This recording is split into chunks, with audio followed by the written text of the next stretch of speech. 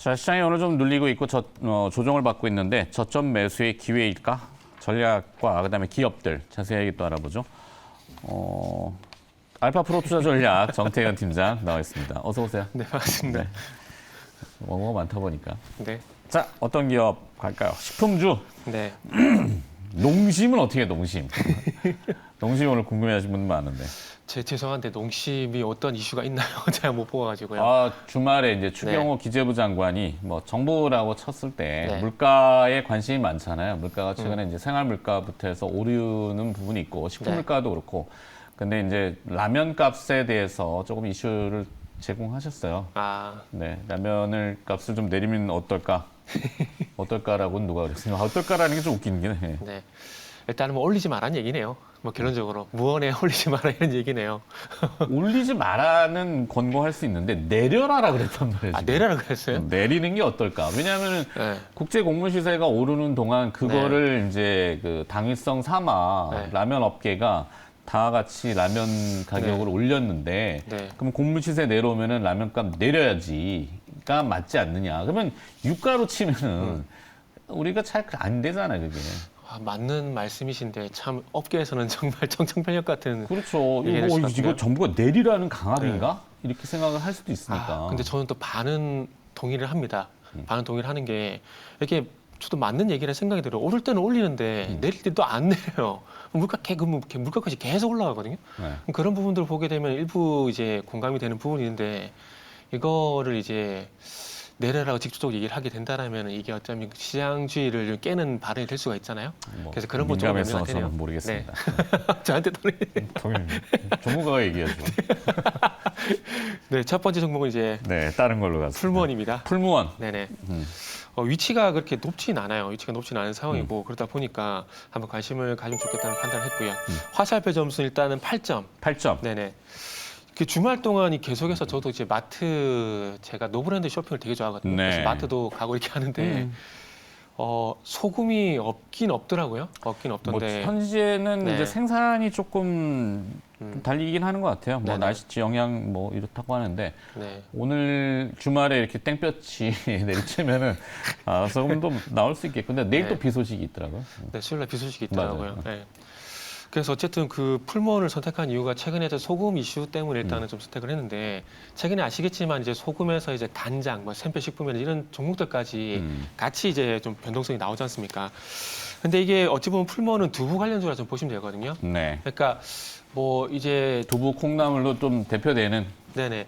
근데 이거는 이제 뭐 주부님도 더 잘 아실 건데 이게 이제 물에다가 이제 소금을 타고 거기다가 이제 메주를 담그게 돼가지고 장을 담근다 그러잖아요. 네네네. 그러고 나서 이제 메주를 건져내게 장을 띄우는 되면, 거죠, 네. 네네, 건지게 되면 이게 아시겠지만 된장이 되는 거고 이제 나머지 물이 간장이 되는데 아시겠지만 소금에서 이제 물을 빼잖아요. 네. 빼게 되면 그게 간수라 그러잖아요. 근데 그 간수를 가지고 두부를 만들거든요. 음. 그러다 보니까 이런 연결고리 때문에 뭐 이제 소금에서 간장으로 가게 되고 그럼 간장에서 두부로 이렇게 또 테마가 확장이 되지 않을까.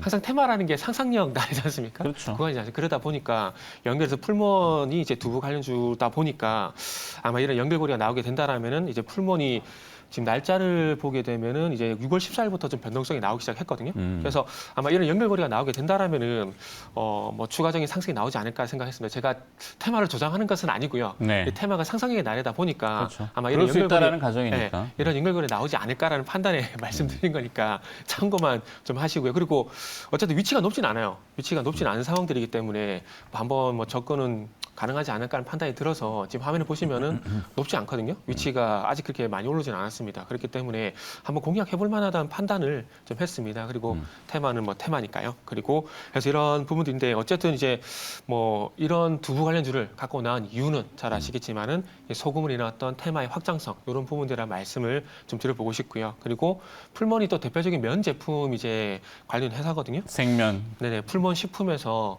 뭐 지금 말씀드리고 있는 두부라든지 그리고 면 제품 같은 것들을 생산하고 있는데 뭐 이렇게 제가 방송 끝나고 나서 이제 또 뉴스를 좀 봐야 알 수 있겠지만 만약에 진짜 추경호 경제부총리께서 그런 말씀하셨다라면은 참 청천벽력 같은 일이 좀 될 수 있는데 어쨌든 뭐 더워지기 시작하게 되면서 이제 뭐 시원한 이제 물 면 요리 그리고 매콤한 면 요리 수요가 좀 증가한다는 얘기가 또 뉴스 통해서 나오더라고요. 그래서 이런 두 가지 뉴스에 좀 부합을 해보게 된다라면은 좀 풀무원을 관심을 가져도 괜찮다라는 판단을 했습니다. 그래서 네. 첫 번째 종목은 풀무원이라는 종목을 좀 말씀을 드렸고요. 마지막으로 가격 전략을 좀 말씀을 드리면 신규 매수 같은 경우에는 12,000원 이하에서 좀 말씀드리고 싶고요. 목표가는 일단 15,000원 정도 한번 설정을 해보고 대응을 해보도록 하겠습니다. 네. 식음료, 풀무원 네. 얘기를 해주셨고 두 번째 기업으로 넘어가 볼까요? 두 번째 기업은 이제 LCC입니다. LCC인데 이제 뒤늦게 좀 주가 반응이 오는 종목인데 에어부산. 에어부산. 네. 화살표 점수는 일단 7점 말씀을 좀 드리도록 하겠습니다. 네. 일단은 이제 TA 항공이라든지 대한항공이라든지 제주항공이라든지 진해 같은 종목들은 변동성이 많이 크게 나왔거든요. 그런데 그 외 종목들 같은 경우는 반응이 좀 늦었는데 지난주 금요일 날 에어부산이 7%가량 이제 상승이 나오게 되면서 이제 뒤늦게 좀 반응이 나오고 있다라고 말씀드리도록 하겠습니다. 좀 반응이 늦기 때문에 못 올라가는 것이 아닌가라고 말씀을 하실 수가 있지만 이게 에어부산이 작년 말에도 똑같은 현상이었습니다. 작년 11월 달에 뭐 제주항공이라든지 진해 같은 종목들이 먼저 앞서 나가는데 그러면서 이제 1월 달에 정책을 만들었는데 에어부산 같은 경우는 12월 중순쯤에 뒤늦게 이제 반응이 나오게 되면서 1월 말까지 좀 급등이 나왔거든요. 그래서 이게 차트도 좀 그 패턴에는 그 패턴이 좀 반복되는 현상이 좀 있습니다. 그러다 보니까 에어부산 같은 경우도 출발은 좀 늦었지만은 올해 1월 달 한번 예를 들어보게 된다라면은 한번 추가적인 변동성 기대를 해봐도 되지 않을까라는 말씀드릴 수가 있을 것 같고요. 그리고 뭐 실적도 괜찮을 것 같습니다. 1분기 같은 경우에 일본이란지 동남아란지 국내 노선이었던 여객수가 증가를 하게 되면서 아시겠지만 실적이 좋게 나왔거든요. 근데 지금 뭐 일본 같은 경우 6월 달 같은 경우도 예약률이 90%가 넘어간다는 얘기가 있고요. 그리고 뭐 동남아 쪽 같은 경우도 이제 휴가철이 가게 되면 어디를 가장 많이 갈 것인가 한 게 두 번째가 또 베트남입니다. 그렇기 때문에 일본과 동남아 쪽의 어떤 수요는 여객 수요는 1분기에서 2분기도 여전하다는 부분들을 보게 된다라면은 2분기도 일단 에어부산 같은 경우 실적이 좀 기대가 된다라는 말씀을 좀 드리고 싶고요. 그리고 저는 뭐 실적도 실적이지만은 이 부분 좀 있는 것 같아요. 자본 잠식 해소, 우려 해소. 그러니까 작년 3분기만 하다도 환율이 1,440원까지 올라가게 되면서 진해도 마찬가지고요. 대한항공, 제주항공을 제외하고는 나머지 항공주들 같은 경우에는 부분 자본 잠식, 완전 자본 잠식 상태에 들어가게 되면서 상당히 걱정이 많았었거든요. 그런데 이런 것들이 작년 4분기 그리고 올해 1분기 기점으로 전반적으로 다 해소가 좀 되고 있다는 부분들이 전 상당히 좀 긍정적이다라고 좀 볼 수가 있을 것 같습니다. 하지만 부채 비율은 아직 높습니다. 부채 비율은 높긴 하지만 그럼에도 불구하고 영업이익이란지 순익들이 흑자 전환된다라거나 아니면은 또 턴어라운드가 되게 되면서 이런 걱정들을 많이 해소를 하고 있다는 부분들이 또 LCC를 접근해볼 만한 이유가 되지 않을까라고 좀 볼 수 있을 것 같고요. 그리고 뭐 안정적으로 또 우상향이 기대가 된다는 점을 보게 된다라면은 2분기 실적 발표 전까지 한번 기대를 해볼 만한 또 섹터지 않을까라는 말씀을 드릴 수가 있을 것 같습니다. 그래서 마지막으로 또 가격 전략을 좀 말씀을 드린다면은 요 종목 같은 경우는 이제 신규 매수를 3,350원 정도 생각을 했는데 지금 3,435원입니다. 그래서 일단은 한번 최대한 3,350원에 붙여서 매수를 해보자라는 말씀 드려보고 싶고요. 급하게 매수하실 필요는 없습니다. 그리고 이제 목표 같은 경우는 3,900원. 3,900원을 설정한 이유는 목표가라기보다는 좀 분기점으로 좀 말씀을 좀 드려보고 싶어요. 3,900원이 돌파가 되게 된다라면은 전고점 돌파도 가능하다 판단이 들었기 때문에 분기점이라고 판단하시고 3,900원 돌파 여부 한번 보시라는 말씀 드리도록 하겠습니다. 네, 에어부산까지 두 개 네. 들어갔고 세 번째로 빠르게 또 가보죠. 네, 빠르게 간다고 말씀을 빨리 하라는 얘기는 아니고 천천히 네. 얘기해 주세요. 생각하면서 말을 하고 있어요. 알겠어요. 세 번째 기업은 세 번째 종목은 이제 테크윈. 테크윈 네네. 요거는 또 화살표 점수가 7점. 7점. 네네. 오늘 전반적으로 이제 이 방송 컨셉에 맞게 바닥에 좀 돌아서는 종목들을 좀 선택을 하려고 많이 좀 노력을 했습니다. 네. 테크용은 이제 후공정 관련 기회라 보시면 될 것 같고요. 그리고 주요 고객사가 하이닉스라는 점, 이 부분을 이제 키포인트로 이제 생각을 하시고 한번 들어보시면 좋을 것 같습니다. 자, 이제 삼성전자라든지 하이닉스라든지 이런 그 우리나라 반도체 기업들이 3분기에는 이제 메모리 공급 가격에 대해서 이제 인상을 또 추진을 한다라고 합니다. 근데 이게 DDR4가 아니고요. 최근에 핫한 뭐 HBM3라든지 그리고 DDR5라든지 이쪽으로 이제 인상을 좀 추진한다라고 합니다. 그러다 보니까 2분기 바닥에 대한 어떤 기대감이 조금 더 현실화가 되고 있다라 보시면 좋을 것 같은데 어쨌든 이런 제품들이 가격 인상하는 것들이 아시겠지만 수요가 정말 폭발적으로 늘어나고 있다는 부분들이 좀 근거라고 볼 수 있을 것 같아요. 최근에 그 엔비디아가 TSMC 쪽으로 GPU의 어떤 생산을 조금 늘려달라는 요청을 좀 했거든요. 그렇다 그렇게 보게 된다면은 이 GPU에 들어가는 HBM 같은 경우도 마찬가지로 수요가 증가할 가능성은 좀 더 높다라고 보시면 좋을 것 같습니다. 그리고 HBM은 단연 SK 하이닉스가 점유율이 1등입니다. 그렇기 때문에 지금 HBM 같은 경우는 1분기 그 작년 하반기 작년 연말 그 컨퍼런스 콜에서도 뭐 HBMG DDR5 같은 경우 수요가 증가하고 있다는 얘기를 했었거든요. 그래서 그런 부분들이 좀 증가가 현실화가 되고 있는 부분들이 있고, 그리고 제가 서두에 말씀드렸듯이 키포인트는 SK 하이닉스. 그래서 SK 하이닉스와 연결고리가 있다는 점을 봤을 때 테크인 같은 경우도 이제 바닥에서 좀 돌아서지 않을까라는 말씀을 드릴 수가 있을 것 같고요. 그리고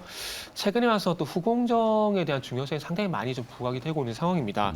TSMC가 애플 요청으로 인해 가지고 후공정 생산 능력을 또 확장하기 위해서 팹6를 좀 가동한다라고 하고요. 그리고 인텔 같은 경우에도 지금 폴란드 공장을 현재 또 신설을 하고 있는데, 이 후공정 또 신설하기 위해서 또 한 6조 가량 우리나라 돈으로 5조 9천억 정도 현재 투입을 한다라고 합니다. 그래서 그만큼 이제 삼성전자라든지 인텔이라든지 TSMC 같은 경우에 이 후공정을 현재 늘리고 있는 후공정의 어떤 투자를 늘리고 있는 상황들이기 때문에, 그리고 테크닉이 또 후공정 관련된 종목이지 않겠습니까? 그래서 그런 연결고리를 보게 된다면은 충분히 주가 상승이 이루어질 만한 뉴스들이 나오고 있기 때문에 뭐 다른 뭐 반도체 장비 종목들 상당히 많이 상승했지만, 또 이것도 시간차를 두고 에어부산처럼 또 상승 가능성에 무게 중심을 두고 한번 보시면 좋을 것 같다는 판단에 또 세 번째 종목은 테크닉을 준비를 했고요. 네. 마지막으로 가격 전략 같은 경우는 이제 신규 매수는 이제 7,800원 이하. 요거는 이제 뭐 제가 생각했던 가격과 현재 주가가 상당히 좀 붙어 있습니다. 그렇기 때문에 조금만 기다려 보시고요. 그리고 이제 목표 같은 경우는 이제 9,500원 정도 설정을 해서 한번 대응을 해보도록 하겠습니다. 네. 기술적인 얘기까지. 네, 마지막 하나 또 네, 마지막으로 이제 빠르게 이제 STX. STX. 화살표 점수는 이제 8점 정도 말씀을 드리고 싶고요. 5일선과 이격 조정이 마무리가 되게 된다라면은 13일 날 이게 18% 정도 급등이 났거든요. 네. 그래서 아마 그런 상승이 나오지 않을까라는 그런 기대감에 일단은 화살표 점수는 8점을 좀 선정을 했습니다. 지난주 아마 뉴스를 보셔서 아시겠지만 그 유럽에서 2031년부터 전기차 배터리 재활용을 의무화한다라는 얘기가 나왔고요. 이런 법령은 이제 확정이 됐습니다. 그래서 시행이 이제 곧 진행이 될 건데, 여기에 이제 핵심 광물들이 이제 리튬, 그리고 코발트, 구리, 납, 니켈입니다. 그래서 뭐 리튬 같은 경우는 2031년까지 80%, 그리고 코발트, 구리, 납, 니켈 같은 경우 95%인데, 여기에 포함되는 이제 광물 잔이었던 작물 잔의 투자를 STX가 현재 다 하고 있는 상황입니다. 인도네시아 쪽 같은 경우는 이제 니켈을 하고 있고요. 마다가스카르, 이건 아프리카에 있는 큰 섬이라고, 큰 섬입니다. 동부 쪽에 있는 섬, 그 해안에 있는데, 여기도 코발트 사업을 하고 있거든요. 그리고 최근에는 또 이제 미국의, 죄송합니다. 미국이 아니고 중국입니다. 중국의 영정 리튬 전지라는 회사와 MOU를 체결해가지고 국내 또 순환 리튬을 공급하는 그런 계약을 또 맺었거든요. 그러니까 니켈, 코발트, 리튬 다 하고 있거든요. 그러다 보니까 이 유럽 쪽에 발생되고 있는 이 배터리 원자재와 상당히 연관성이 높습니다. 그러다 보니까 제가 봤을 때는 이런 그 6월 13일 기점으로 해서 주가 좀 턴이 되고 있는 것이 아닌가, 그런 제 개인적인 판단을 좀 했고요. 그러다 보니까 이제 포스코 DX라든지 그리고 STX라든지 이런 종목들이 좀 차트가 비슷한데, 그래서 한번 좀 보시면 돌아서주는 차트이기 때문에 한번 보시면 좋지 않을까 하는 판단에 준비를 좀 했습니다. 그래서 마지막으로 가격 전략을 좀 말씀드리면, 매수가 같은 경우에는 9,200원 이하 이렇게 한번 설정을 해봤고요. 그리고 목표가는 일단 11,000원 정도 한번 설정을 해보도록 하겠습니다. 네. 일단 철강, 뭐 에너지, 기계, 뭐 이쪽에 이제 원자재 수입하는 유통도 아니고 이제 무역 상사 형태라고 원래는 또 상사입니다. 그렇죠. STX. 네, 맞아요. 조선으로 많이 알려져가지고 상사 쪽은 많이 부쩍 가려져 있죠. 잘 들었습니다. 오늘 풀무원하고 STX가 좀 눈에 많이 들어오는데. 저도 STX가 탑픽입니다. 그래. 여기까지. 자, 알파프로 투자 전략의 정태근 팀장이었습니다. 고맙습니다. 네, 감사합니다.